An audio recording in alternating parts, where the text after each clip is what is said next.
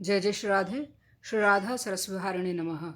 श्री राधा माधव विजयते। श्री श्री चैतन्य चरितावली की श्रवण श्रृंखला में प्रस्तुत है अगला अध्याय, चांचल्य। किम मिष्टम सुतवचनम मिष्टतरम किम तदेव सुतवचनम मिष्टान मिष्टतमम किम श्रुति परिपक्वम तदेव सुतवचनम। इतनी चंचलता करने पर भी मिश्र दंपति का प्रेम निमाई के प्रति अधिकाधिक बढ़ता ही जाता था। यही नहीं, किंतु निमाई की चंचलता में माता पिता को एक अपूर्व आनंद आता था। मिश्र जी तो मनुष्य स्वभाव के कारण कभी कभी बहुत चंचलता से उबकर नाराज भी हो जाते, किंतु माता का हृदय तो सदैव बच्चे की बातें सुनने के लिए छटपटाता ही रहता। सच है, बच्चे की बोली में मोहिनी विद्या है। संसार में बच्चे की तोतली बोली से बढ़कर बहुमूल्य वस्तु मिल ही नहीं सकती। देखा गया है, प्रायः माता का सबसे छोटी संतान पर बहुत अधिक ममत्व होता है। निमाई मिश्र की वृद्धावस्था में उत्पन्न हुए थे, इसलिए उनका भी इनके प्रति आवश्यकता से अधिक स्नेह था। इतनी चंचलता करने पर भी मिश्र जी उन्हें बहुत अधिक डांटते फटकारते नहीं थे, इसलिए ये मिश्र जी के सामने भी चंचलता करने में नहीं चूकते थे। सबसे अधिक तो ये माता के सामने उपद्रव करते। माता के सामने इन्हें तनिक भी संकोच नहीं होता था। पिता के सामने थोड़ा संकोच करते और भाई विश्वरूप के सामने तो ये कभी भी उपद्रव नहीं करते थे। उनसे तो ये बहुत ही अधिक संकोच करते थे। विश्वरूप भी इनसे अत्यधिक स्नेह करते, किंतु वो स्नेह अव्यक्त होता था। प्राय वे अपने प्रेम को लोगों के सामने प्रकट नहीं करते थे। निमाई भी उनका मन ही मन बहुत आदर करते थे। उनके आते ही भोले बाले बालक की तरह चुपचाप बैठ जाते या बाहर उठ जाते। अब ये पिताजी के साथ गंगा स्नान करने को भी जाने लगे। विश्वरूप सबकी धोती, तेल और भीगे आंवले लेकर आगे आगे चलते और मिश्र जी उनके पीछे होते। निमाई कभी तो पिताजी की उंगली पकड़कर चलते, कभी भाई का वस्त्र पकड़े हुए चलते। रास्ते में चलते हुए इधर उधर देखते जाते। पिताजी से भांति भांति के ऊट पटांग प्रश्न भी करते जाते। मिश्र जी किसी का तो उत्तर दे देते और किसी को टाल देते। कभी कभी आप दोनों से अलग होकर चलते। इस पर विश्वरूप इन्हें बुलाकर झट से गोद में ले लेते। गंगा स्नान करके मिश्र जी तथा विश्वरूप संध्या वंदन करते। ये भी बैठकर उनकी नकल करते। जैसे वे लोग जल छिड़कते, ये भी जल छिड़कते। जब वे आचमन करते, ये भी आचमन करते। और सूर्य को अर्घ देने पर ये भी खड़े होकर सूर्य को अर्घ देते। कभी कभी तेल लगाकर स्नान करने के अनंतर फिर आप बालू में लौट जाते। पिता फिर से इन्हें स्नान कराते। घर आकर ये सब बातें अपनी माता से कहते। स्त्रियां पूछती, बेटा अच्छा तुमने संध्या कैसे की? तब आप पद्मासन लगाकर बैठ जाते और आंखें बंद करके धीरे धीरे ओष्ठ हिलाने लगते। कभी कभी नाक बंद करके प्राणायाम का अभिनय करते। जब ही अपने छोटे छोटे हाथों को ऊपर उठाकर सूर्य की ओर टकटकी लगाकर उपस्थान का ढंग दिखाते, तब स्त्रियां हंसते हंसते लोटपोट हो जाती। इसी प्रकार ये जिस काम को देखते उसी की नकल करते। इनके चांचल्य से कभी कभी बड़ी हंसी होती। एक दिन मिश्र जी के साथ ये गंगा स्नान करने गए। स्नान करने के अनंतर मिश्र जी प्राय पास के भगवान के मंदिर में दर्शन करने जाया करते थे।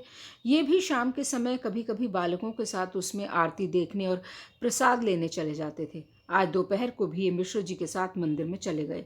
मिश्र जी ने जिस प्रकार साष्टांग प्रणाम किया, उसी प्रकार इन्होंने भी किया। उन्होंने प्रदक्षिणा की, तब ये भी प्रदक्षिणा करने लगे। पिताजी को हाथ बांधे देखकर इन्होंने भी हाथ जोड़ लिए और इधर उधर देखते भालते हाथ जोड़े जगमोहन में बैठ गए। पुजारी जी ने मिश्र जी को चम्मच में थोड़ा केसर कपूर मिश्रित प्रसादी चंदन दिया। इनका ध्यान तो उस तरफ था ही नहीं, ये तो न जाने किस चीज़ को देख रहे थे। पुजारी जी ने थोड़ा सा चंदन इन्हें भी दिया। इन्होंने पंचामृत की तरह दोनों हाथ फैलाकर चंदन को ग्रहण किया और चट से उसे खा गए। पुजारी जी तथा मिश्र जी ये देखकर हंसने लगे। कड़वा लगने से वहीं थू थू करने लगे और गुस्सा दिखाते हुए बोले, ये कड़वा कड़वा प्रसाद पुजारी जी ने न जाने आज कहाँ से दे दिया। मिश्र जी ने हंसते हुए कहा, बेटा ये प्रसादी चंदन है, इसे खाते नहीं हैं, मस्तक पर लगाते हैं। आपने मुंह बनाकर कहा, तब आपने मुझे पहले से ये बात क्यों नहीं बताई थी? पुजारी जी ने जल्दी से इन्हें एक पेड़ा दिया। उसे पाकर ये खुश हो गए। घर आकर माता जी से इन्होंने सभी बातें कह दी। अब तो ये अकेले गंगा जी पर चले जाते और वहाँ घंटों खेला करते। दो दो तीन तीन बार स्नान करते। बालू के लड्डू बना बनाकर अपने साथ के लड़कों को मारते। गंगा जी में पत्र पुष्प निकाल निकाल कर उनसे बालू में बाग बनाते, नाना प्रकार की बाल लीलाएं करते। मिश्र जी ने बहुत समझाते कि बेटा कुछ पढ़ना भी चाहिए, किंतु ये उनकी बातों पर ध्यान ही न देते और दिन भर बालकों के साथ खेला ही करते। एक दिन मिश्र जी को इन पर बहुत गुस्सा आया। ये इन्हें पीटने के लिए गंगा किनारे गए। शची देवी भी मिश्र जी को क्रोध में जाते देखकर गंगा किनारे के लिए उनके पीछे पीछे चल दी। वहां पर ये बच्चों के साथ खूब उपद्रव कर रहे थे। मिश्र जी तो गुस्से में भरे ही हुए थे। इन्हें उपद्रव करते देख वे आपे से बाहर हो गए और इन्हें पकड़ने के लिए दौड़े। ये भी बड़े चालाक थे। पिता को गुस्से में अपनी ओर आते देखकर ये खूब जोर से घर की तरफ भागे। रास्ते में माता मिल गई। झट से उनसे जाकर लिपट गए। माता ने इन्हें गोद में उठा लिया। ये उनके आंचल से मुंह छिपाकर लंबी लंबी सांसें लेने लगे। माता कहती थी, तू बहुत उपद्रव करता है, किसी की बात ही नहीं मानता। आज तेरे पिता तुझे खूब पीटेंगे। इतने में ही मिश्र जी भी आ गए। वे बांह पकड़कर इन्हें शची देवी की गोद में से खींचने लगे। माता चुपचाप खड़ी थी। इसी बीच और भी 10-5 आदमी इधर उधर से आ गए। सभी मिश्र जी को समझाने लगे, अभी बच्चा है, समझता नहीं, धीरे धीरे पढ़ने लगेगा। आपको पंडित होकर बच्चे पर इतना गुस्सा न करना चाहिए। सब लोगों के समझाने पर मिश्र जी का गुस्सा शांत हुआ। पीछे उन्हें अपने इस कृत्य पर पश्चाताप भी हुआ। कहते हैं एक दिन रात्रि के समय स्वप्न में किसी महापुरुष ने इनसे कहा, पंडित जी आप अपने पुत्र को साधारण पुरुष ही न समझें, ये अलौकिक महापुरुष हैं, इनकी इस प्रकार भर्त्सना करना ठीक नहीं। स्वप्न में ही मिश्र जी ने उत्तर दिया, ये चाहे महापुरुष हों या साधारण पुरुष, जब ये हमारे यहाँ पुत्र रूप में प्रकट हुए हैं तो हमें इनकी भर्त्सना करनी ही पड़ेगी।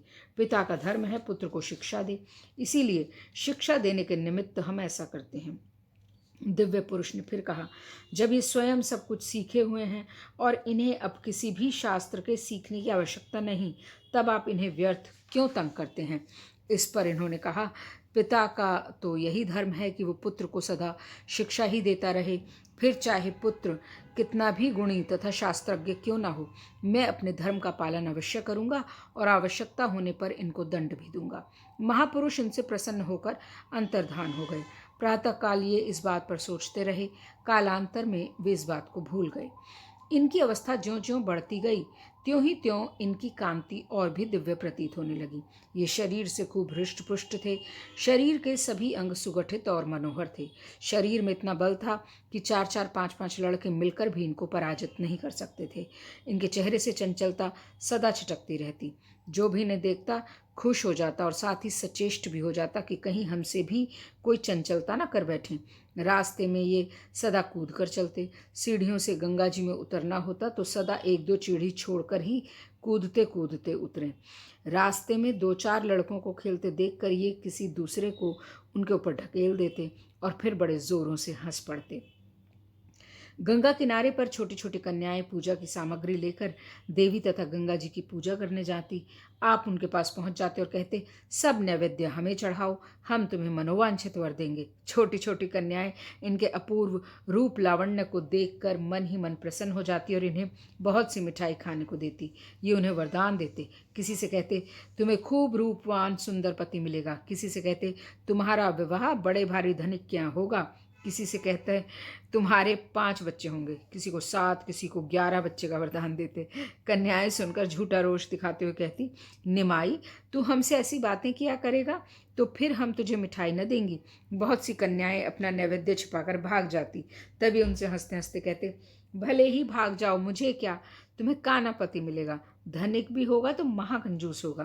5-5 सौत घर में होंगी, लड़की ही लड़की पैदा होंगी। ये सुनकर सभी लड़कियां हंसने लगती और इन्हें लौटकर मिठाई दे जाती। किसी से कहते, हमारी पूजा करो, हम ही सबके प्रत्यक्ष देवता हैं। कभी कभी मालाएं उठा उठा कर गले में डाल लेते। स्त्रियों के पास चले जाते और उन्हें पूजन करते देख कहते, हरि को भजे तो लड़का होए, जाति पात पूछे ना कोई। यह सुनकर स्त्रियां हंसने लगती। जो इनकी गांव नाते से भाभी या चाची होती वे इन्हें खूब तंग करती और खाने को मिठाई देती। इन्हीं लड़कियों में लक्ष्मी देवी भी पूजा करने आया करती थी। वो बड़ी ही भोली भाली लड़की थी। निमाई के प्रति उसका स्वाभाविक ही स्नेह था। पूर्व जन्मों के संस्कार के कारण वो निमाई को देखते ही लज्जित हो जाती और उसके हृदय में एक अपार आनंद स्रोत उमड़ने लगता। ये सब लड़कियों के साथ उसे भी देखते, किंतु इससे कुछ भी नहीं कहते थे, न कभी इससे मिठाई ही मांगी। इसलिए लक्ष्मी देवी की हार्दिक इच्छा थी कि कभी ये मेरा भी नैवेद्य स्वीकार करें, किंतु बिना मांगे देने में न जाने क्यों उसे लज्जा लगती थी। एक दिन लक्ष्मी देवी को पूजा के लिए जाती देखकर आपने उससे कहा, तू हमारी ही पूजा कर। ये सुनकर भोली भाली कन्या बड़ी ही श्रद्धा के साथ इनकी पूजा करने लगी। छोटी छोटी पतली पतली उंगलियों से कांपते हुए उसने निमाई के मस्तक पर चंदन चढ़ाया, अक्षत लगाए, माला पहनाई, नैवेद्य समर्पण किया और हाथ जोड़कर प्रणाम किया। निमाई ने आशीर्वाद दिया, तुम्हें देवतुल्य रूपवान तथा गुणवान पति प्राप्त हो। ये सुनकर बेचारी कन्या लज्जा के मारे जमीन में गड़ सी गई और जल्दी वहां से भाग गई। कालांतर में इन्हीं लक्ष्मी देवी को निमाई की प्रथम धर्मपत्नी होने का सौभाग्य प्राप्त हुआ। ये अपने साथ के सभी लड़कों में सरदार समझे जाते थे। चंचलता तो मानो इनकी नस नस में भरी हुई थी। नटखट पने में इनसे बढ़कर दूसरा कोई बालक नहीं था। सभी लड़के इनसे अत्यधिक स्नेह करते, मानो ये बाल सेना के सर्वप्रधान सेनापति थे। लड़के इनका इशारा पाते ही कर्तव्य अकर्तव्य सभी प्रकार के काम कर डालते। बालकपने से ही इनमें ये मोहिनी विद्या थी, जो कि एक बार इनके साथ रह गया वो सदा के लिए इनका गुलाम बन जाता था। इसलिए ये अपने सभी साथियों को लेकर गंगा किनारे भांति भांति की बाल क्रीड़ाएं करते। इन्हें स्त्री पुरुषों को तंग करने में बड़ा मज़ा आता था। कभी कभी ये बहुत से बालू के छोटे छोटे लड्डू बनवाते, सभी की झोलियों में 10-10, 20-20 लड्डू भर देते और एक और खड़े हो जाते। गंगा स्नान करके जो भी निकलता सभी एक साथ तड़ातड़ बालू के लड्डू उनके ऊपर फेंकते और जल्दी से फेंक कर भाग जाते। कभी कभी किसी की सूखी धोती लेकर गंगा जी में डुबो देते। कभी ऐसा करते कि जहाँ 10-5 आदमी बैठे हुए बातें कर रहे होते तो ये उनके पास जा बैठते और धीरे से एक के वस्त्र से दूसरे के वस्त्र को बांध देते। जब वे स्नान करने को उठते तो एक दूसरे को अपनी ओर खींचता।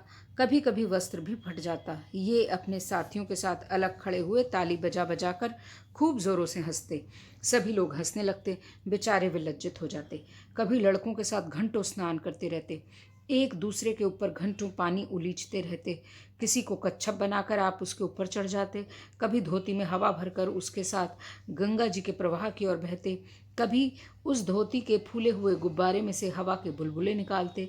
स्त्रियों के घाटों पर चले जाते, वहाँ पानी में बुड़की लगाकर कछुए का रूप बना लेते और स्नान करने वाली स्त्रियों के पैर डुबकी मारकर पकड़ लेते। स्त्रियां चीत्कार मारकर बाहर निकलती।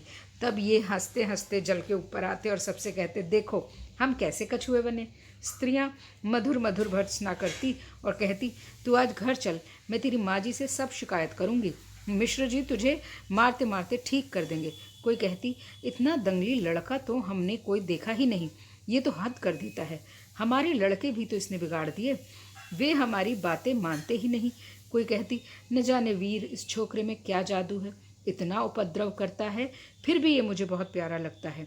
इस बात का सभी समर्थन करती। स्त्रियों की ही भांति पुरुष भी इनके भांति भांति के उपद्रवों से तंग आ गए। बहुतों ने जाकर इनके पिता से शिकायत की। स्त्रियां भी शची माता के पास जा जाकर मीठा उल्हाना देने लगी।